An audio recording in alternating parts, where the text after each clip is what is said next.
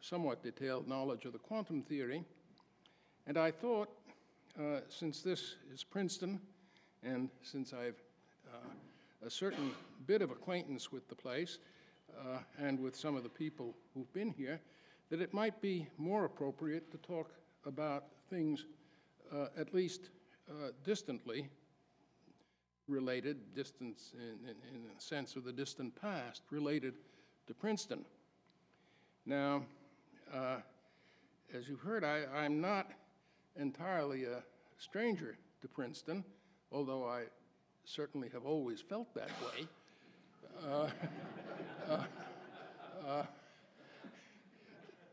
I thought we would go back a bit and try to shed some light on my earlier relations with Princeton and some of the people who became quite well known here.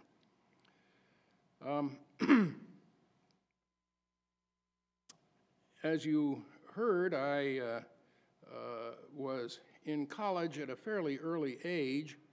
That was a more normal sort of thing to do in those days, and did, in fact, get invited to work on a secret project involving what sort of work no one could say. Now, I did know a couple of things. I did read the newspapers about the discovery of the fission of uranium, that was the explanation of some mysterious measurements made by Otto Hahn, and that its explanation, principally by Lisa Meitner, was that, in fact, those uranium nuclei were breaking approximately in half. That seemed to be a subject of some excitement, which promptly disappeared from the newspapers in 1939, when the discovery was made. The work, I gathered, was carried on to some degree in England, and there were very few hints of its continuing in America. That's partly because there was nothing happening in America. The people in Europe were much faster to understand what the potentialities were.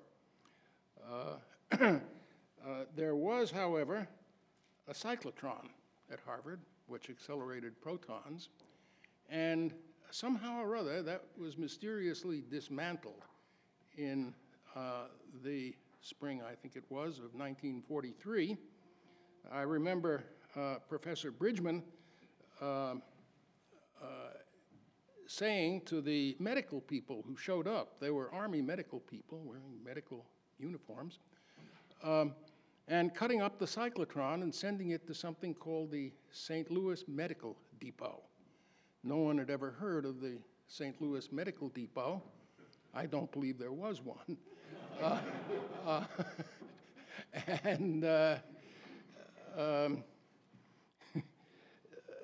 The professor in charge thought this made no sense at all, but the president of the university, who hadn't been around for some years, was James Conant, and there was no questioning that the cyclotron was to be cut up and shipped to this strange place.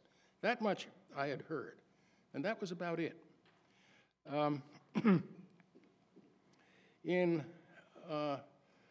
Late in 1943, because I had wondered what kind of war work I might do as an alternative simply to being drafted, and had filled out a questionnaire for something called the National Roster of Scientific Personnel. I had filled this out and mailed it back to Washington.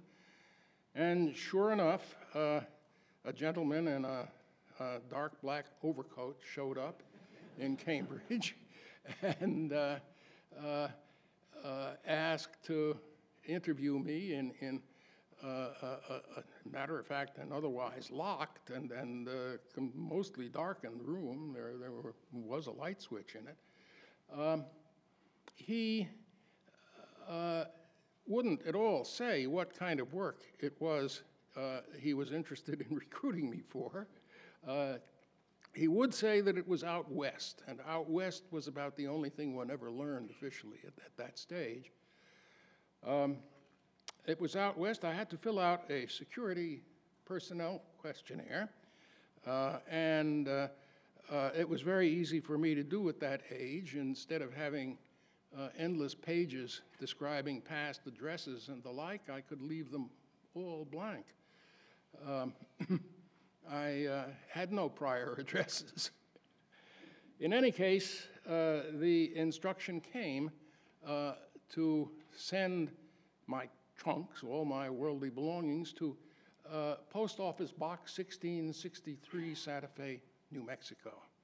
That, I guess, was what made the West designation a little more explicit, but notwithstanding the fact that you couldn't use Railway Express to send anything to a post office box.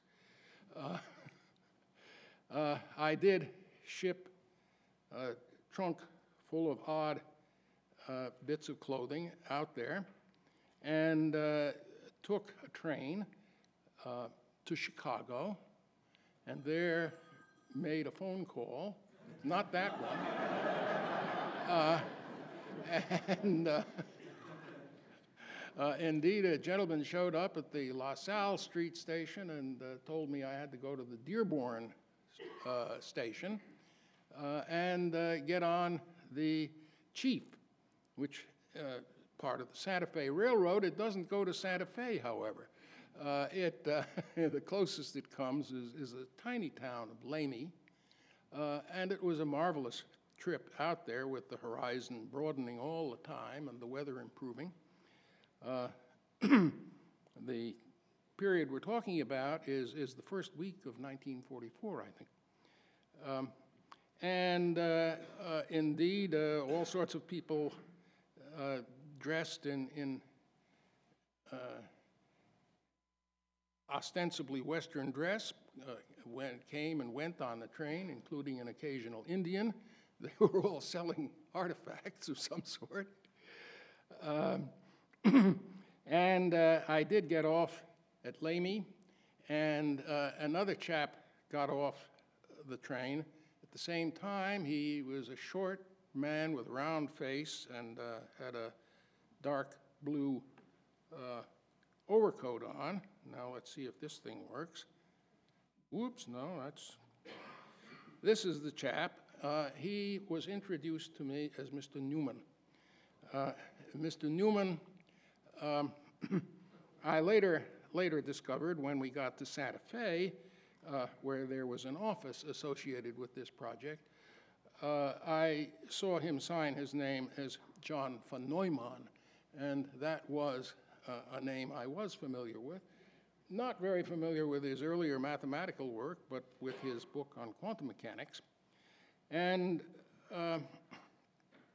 we had been picked up, of course, in Lamy by a man who was, to all appearance,